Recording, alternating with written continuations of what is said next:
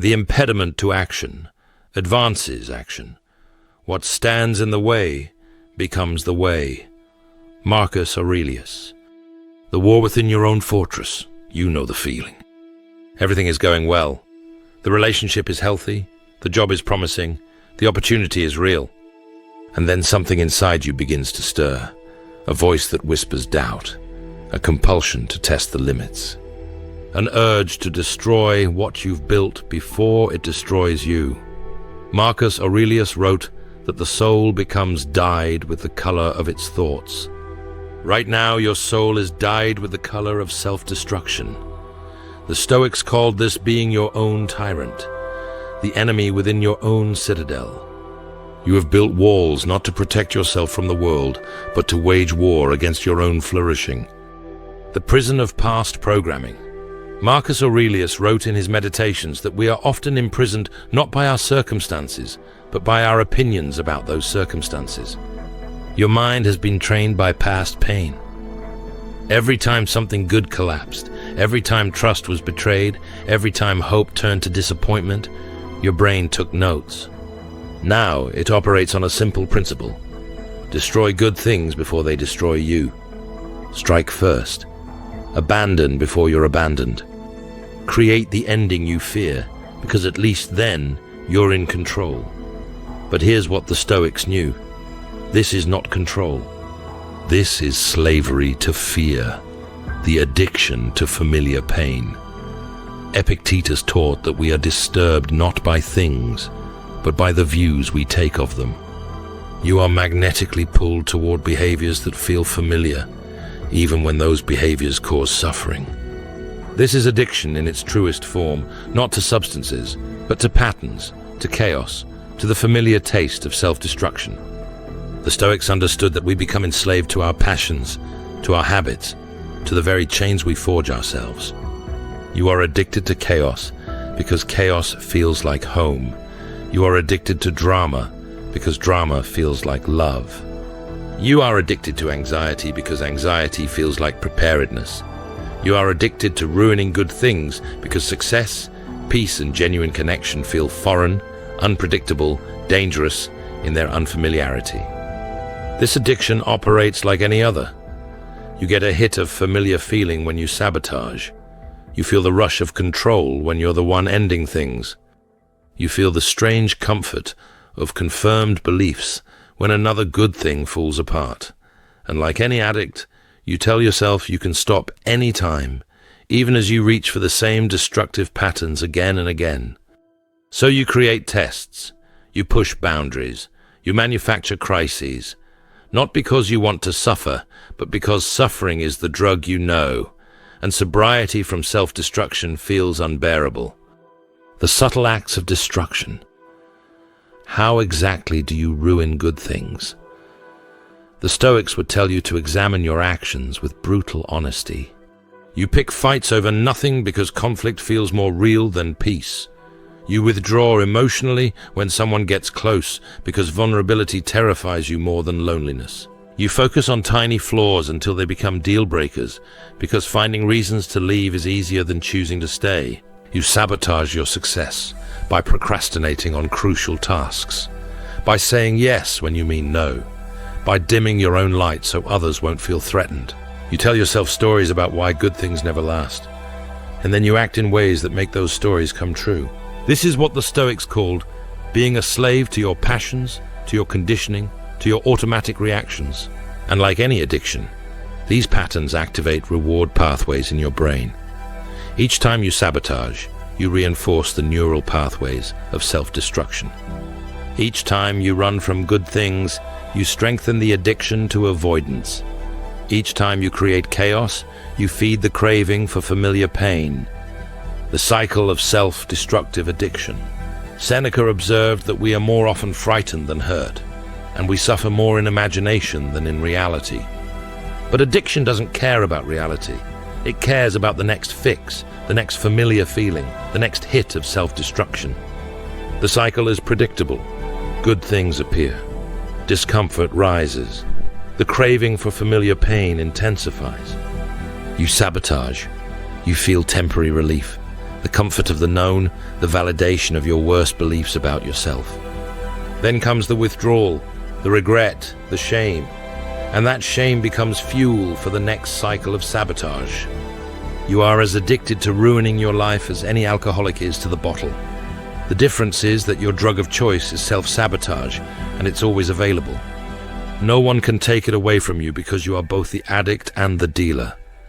You manufacture your own poison and consume it willingly, then wonder why good things taste bitter in your mouth. The Stoics called this being ruled by what is not in your control, by passions and impulses rather than reason.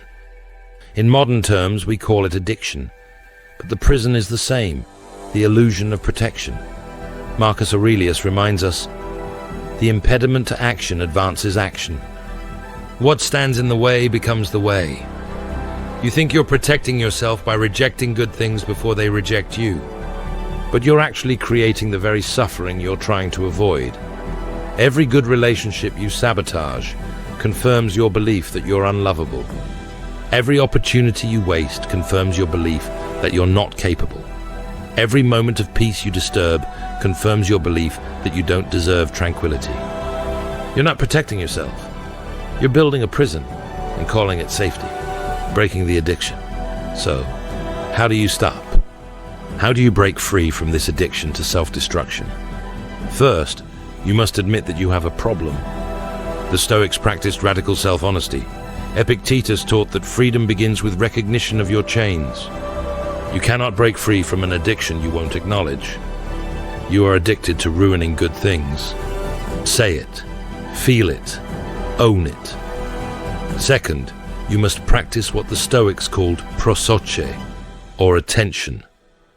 Like any recovering addict, you must become aware of your triggers without judgment. Notice when the urge to sabotage arises. Notice the thoughts that precede destructive actions. Notice the craving for familiar pain when good things make you uncomfortable.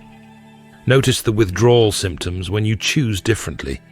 The anxiety, the restlessness, the voice that screams, "This isn't right." Third, you must understand your addiction's false promises. It promises safety through control. It promises protection through preemptive strikes. It promises relief through familiar suffering. But these are lies. Seneca wrote that calamity is virtue's opportunity. Your addiction convinces you that avoiding calamity through self-sabotage is wisdom, when in truth, you're creating the very calamity you fear.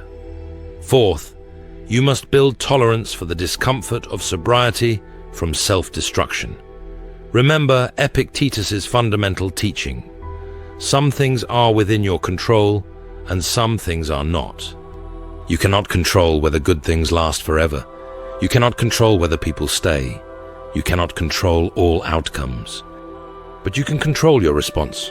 You can choose, in this moment, not to reach for the drug of self-sabotage.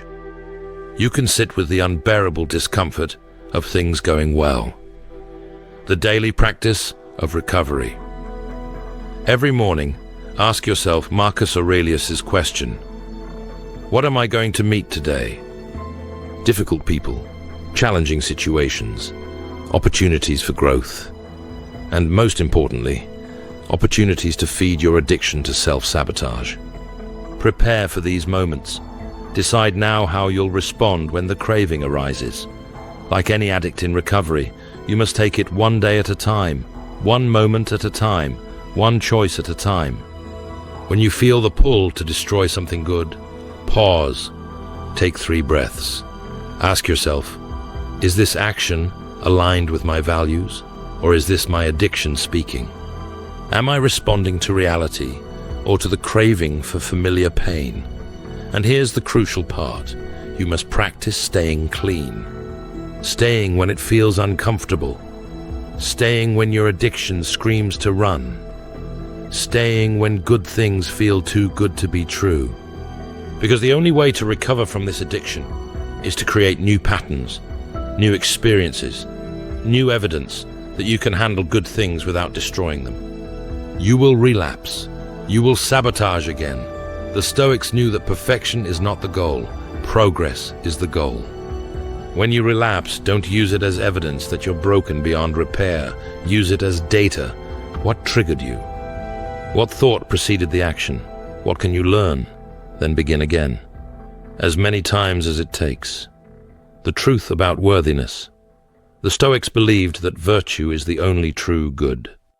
Not comfort, not ease, not even happiness in the conventional sense, but virtue, living in accordance with your highest nature.